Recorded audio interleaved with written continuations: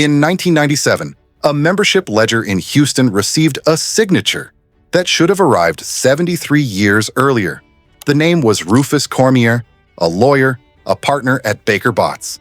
And until that page was signed, no black man had ever been approved for membership at the club the city considered its most exclusive. That's where this story ends, not where it starts. And by the end, you'll understand why one of Houston's private clubs never really lost its power, while 4 others quietly did. Houston had 5 elite clubs. Each one controlled access in a different way: age, industry, politics, fame, and one currency none of the others ever had to give up. 4 of these clubs, at some point, had to reinvent what exclusivity meant just to survive. One never did. Does tradition alone create power? Can one industry stay dominant forever? Does political access last? Does athletic fame protect a gate? 4 clubs, 4 answers. And then the one club that never had to ask the question at all. Houston's oldest private club brought in just $33,000 in revenue in 2025. It still held nearly $1 million in assets. No filing explains why. That's the club that should have had the most power of all. The Houston Club opened in 1894, decades before River Oaks existed. It outlasted 6 buildings across 130 years, chasing downtown skyline as the city rebuilt itself around it, ending up in a modern tower now called 910 Louisiana. Age was supposed to be this club's power. It wasn't. The last club on this list never needed it. Houston's oldest club proved something uncomfortable. Time doesn't create power, but there was a club that thought it had found something sturdier than time. It hadn't. An exclusive club of and for men of the oil industry. That was the stated purpose behind the Petroleum Club of Houston, chartered by 3 oilmen, Wilbur Ginther, Howard C. Warren, and Harris Underwood, in 1946, at the height of the Texas oil boom. Exclusive by gender, exclusive by profession, both at once. The world it was built for stopped existing. Today, the Petroleum Club runs a ladies' association, a professional women's networking group, and a mentorship series that has hosted a former White House chief of staff. Open membership across every industry in the city, not just oil.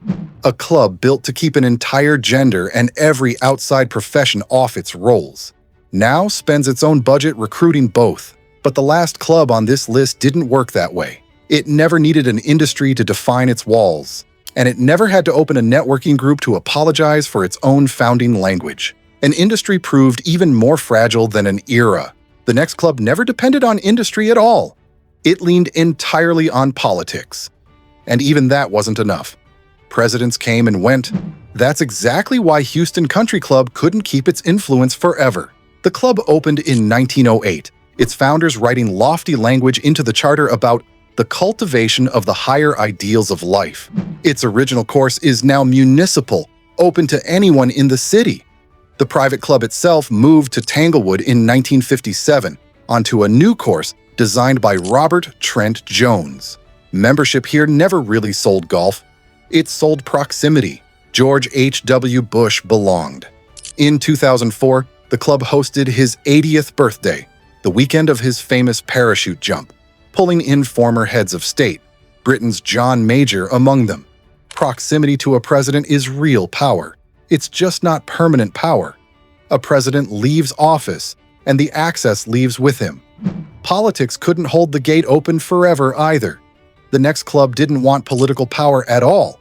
It wanted to escape every kind of attention completely, which turned out to be its own kind of trap.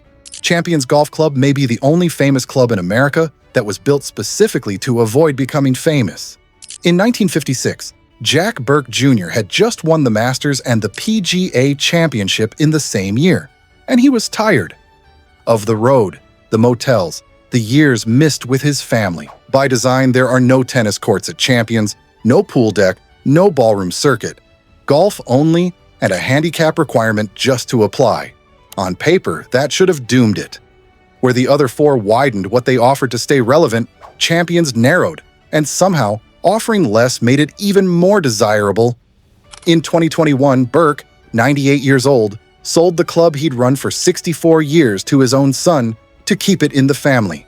"I'm almost 100 years old," he said, "and I don't have much further to go." He died in January of 2024, 10 days short of his 101st birthday.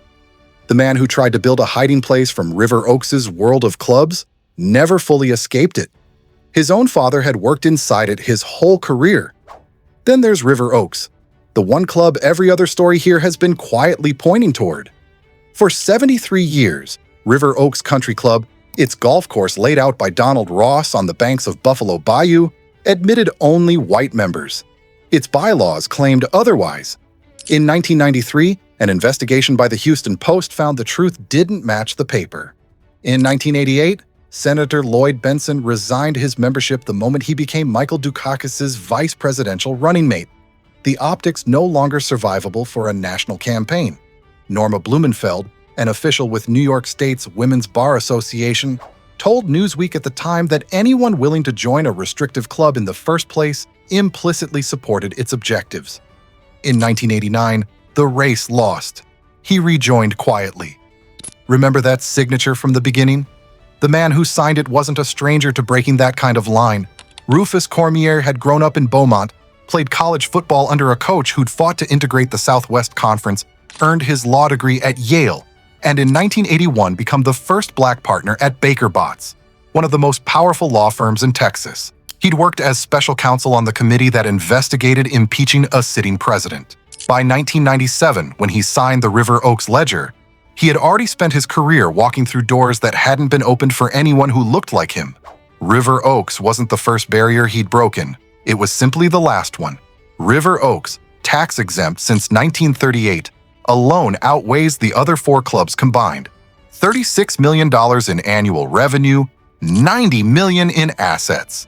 The waiting list outlasts most memberships elsewhere in the city. Initiation estimates run anywhere from $75,000 to well over $150,000. The other four clubs eventually opened up. They published prices. They explained their history. River Oaks never had to explain itself to anyone.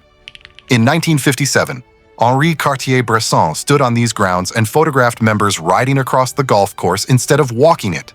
That image still hangs in a museum. It's still accurate. Not because the members still ride, but because the club still decides who gets close enough to watch. Ironically, the one thing the club shares with the public says a lot about what it keeps private.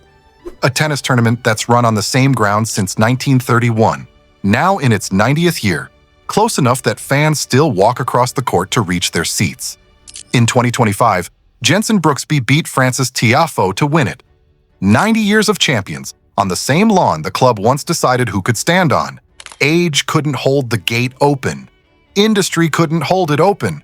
Politics couldn't hold it open. Fame couldn't hold it open. Only one thing endured: the power to decide who belonged. Until Rufus Cormier walked through.